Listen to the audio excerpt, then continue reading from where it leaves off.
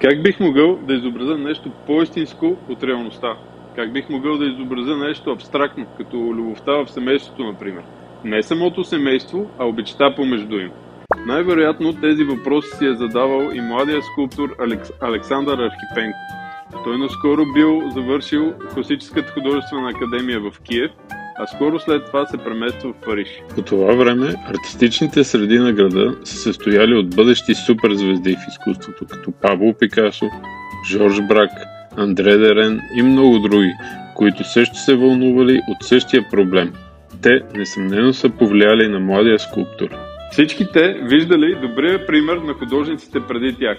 Техният стремеж да изобразят света по възможно най-истинския и правдоподобен начин, такъв какъвто са го възприемали самите те. А поколението преди тях били импресионистите, чиято цел била да пресъздадат конкретния обект точно такъв, какъвто го виждат в този конкретен момент. Всичко това било чудесно, обаче вече било време за нещо ново. Първите художници, които поели в новата посока, били Пабло Пикасо и Жорж Брак.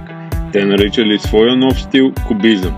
Ето как разсъждавали те. Един триизмерен обект би могъл да бъде видян от безброй много гледни точки.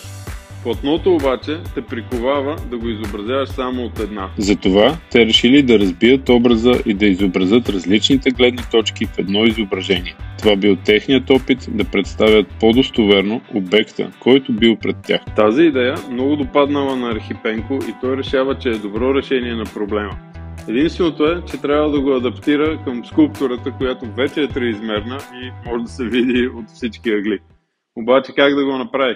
Като допълнителен фактор в естетиката на времето трябва да се вземе предвид и факта, че изкуството на Африка било станало много популярно в Европа. Вдъхновен от простите им геометризирани форми, силна пластика и ритъм, както и от късното творчество на живописеца Пол Сезан, Архипенко прави първите си стъпки в кубизма. Започнал като анализирал обекта, който искал да изобрази, след което мисловно го разглабял на отделни елементи, геометризирал ги и ги сглабял отново. Архипенко чувствал, че така творбите му по-точно изразяват структурата на обекта, дори и да не се доближават визуално до него. Новият начин на изразяване много му допаднал и той чувствал, че е на прав път, но все още не е достигнал до есенцията.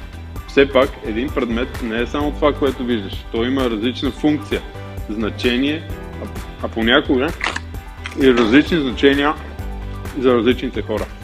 За да направи изкуството си още по-достоверно, той решил, че трябва да спре да вижда обекта само с очите си.